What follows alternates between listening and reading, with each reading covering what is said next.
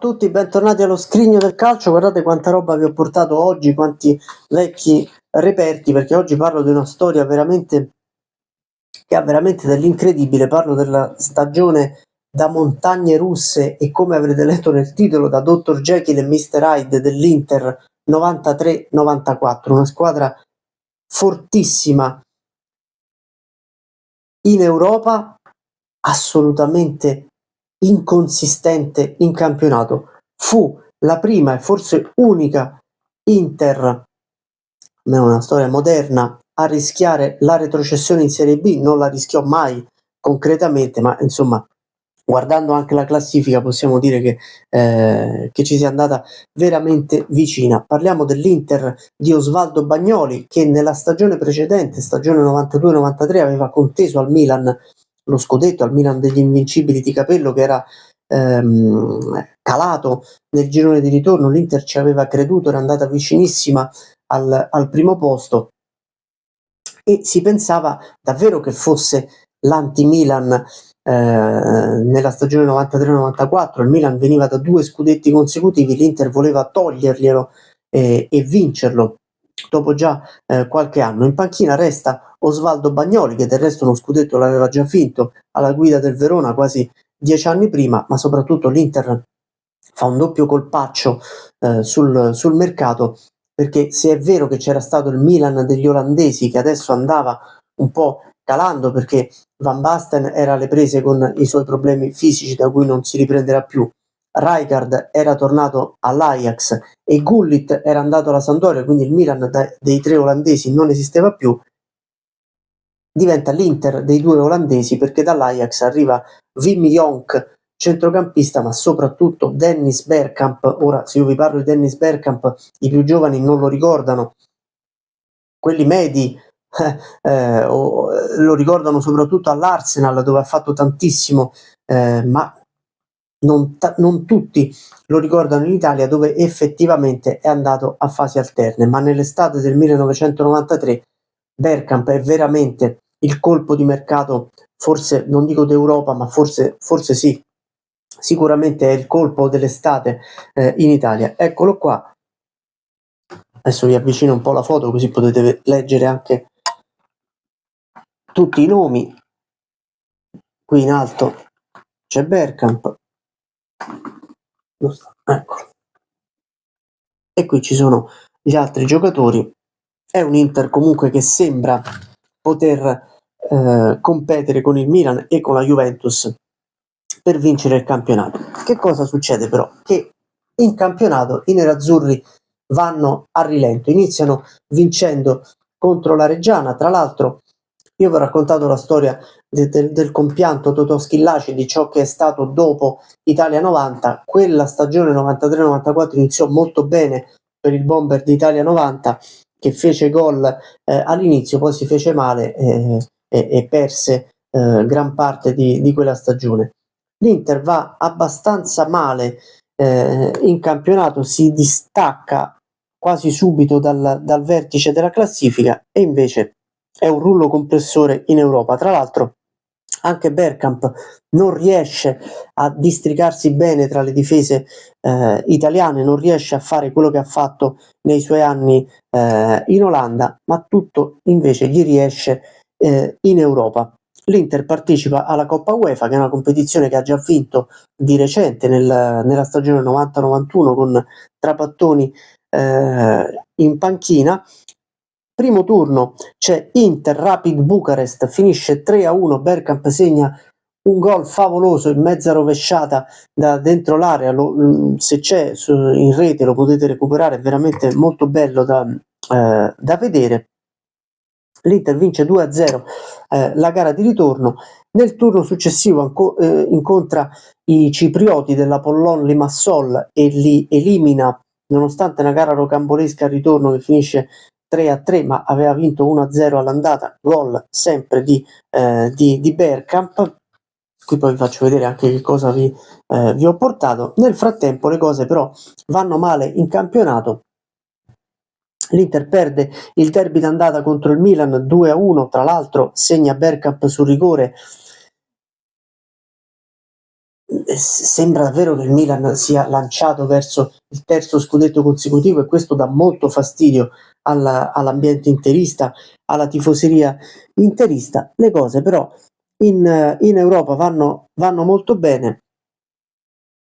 Fino a dicembre l'Inter ha questo andamento un po' ondivago tra le belle prestazioni in Europa e alcune belle prestazioni anche in Italia, ad esempio la vittoria per 3-2 contro il Parma con tripletta di Ruben Sosa, che l'anno prima aveva fatto davvero tantissimo, credo avesse fatto 20 gol, adesso lo guardo qua, 20 gol, 28 partite, 20 gol, record della sua carriera. A me piaceva tanto Ruben Sosa come attaccante, era una seconda punta tutto mancino, molto potente, abile a tirare le punizioni, tirava le punizioni sia a giro sia forte, segnava sia convergendo da destra tirando di sinistro, sia proprio da sinistra e tirando dritto per dritto.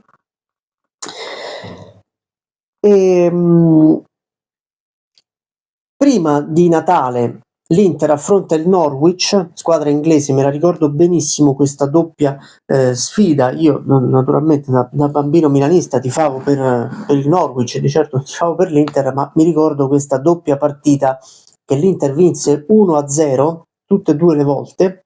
Entrambe le partite segnò Bergkamp, ma mi ricordo in particolar modo la gara di ritorno a San Siro, in cui gli inglesi sfiorarono tantissime volte il gol del vantaggio che li avrebbe portati ai tempi supplementari, furono molto sfortunati. Alla fine proprio un gol di Bergkamp decise la gara di ritorno. I tifosi interisti iniziano a chiedersi: ma com'è possibile che questa squadra vada così bene in Coppa, dove non sbaglia un colpo, e alterni prestazioni sciagurate ad altre decenti in campionato? Ma soprattutto è il rendimento proprio di Bergkamp, dell'olandese, a stranire i tifosi. In 5 gare di Coppa UEFA ha segnato 7 gol, è il capocannoniere del torneo e in Italia stenta tantissimo, causa solo delle marcature strette e della tattica esasperata in Serie A. Forse sì, probabilmente in generale l'Inter anche mentalmente si trova a giocare molto meglio, molto più libera, molto più tranquilla in Europa piuttosto che in campionato, dove sente la pressione di una stagione che si sta rivelando fallimentare, sente il peso dei tifosi scontenti dall'andamento di quel campionato e dal fatto che il Milan, che è la rivale cittadina, stia dominando per il terzo anno consecutivo la Serie A. Fatto sta che da dicembre a marzo si gioca solo in campionato, che le cose vanno male, l'Inter perde diverse partite anche con cadute fragorose. Alla fine a febbraio perde 2-1 in casa con la Lazio, quello è la goccia che fa traboccare il vaso. Ernesto Pellegrini, presidente dell'Inter, esonera Bagnoli, non ci sono allenatori particolarmente importanti liberi in quel momento, e così viene promosso dalle giovanili Giampiero Marini, che è un ex giocatore dell'Inter, che inizia come peggio non potrebbe, perdendo 2-1 in casa del Piacenza, e l'Inter inizia a calare anche in campionato, non solo come prestazioni ma proprio come classifica. Inizia ad arrivare prima a metà classifica e poi a spostarsi pericolosamente verso la parte destra della classifica. Poi ricomincia, per loro fortuna, la Coppa UEFA, e l'Inter affronta il Borussia Dortmund a inizio marzo. Il Borussia Dortmund era stata finalista di Coppa UEFA l'anno prima, perdendo la doppia finale contro la Juventus. È una squadra comunque forte, una squadra solida. L'Inter però si trasforma, davvero diventa, sembra se avessero messo delle maglie neutre ai giocatori, quindi che se non si fosse capito che era l'Inter e si fossero incappucciati i giocatori, nessuno avrebbe scommesso nulla che quella squadra era la stessa in campionato e poi in Coppa. L'Inter vince 3-1 a Dortmund, e poi dopo il 4-1 incassato a Parma in campionato, perde soffrendo 2-1 la gara di ritorno contro il Borussia, ma riesce comunque a qualificarsi, va in semifinale incontra il Cagliari, che è la grande rivelazione di quella Coppa UEFA. Io vi ho pure raccontato la storia del Cagliari, semifinalista di Coppa UEFA. L'Inter perde 3-2 la gara d'andata al Sant'Elia contro i sardi e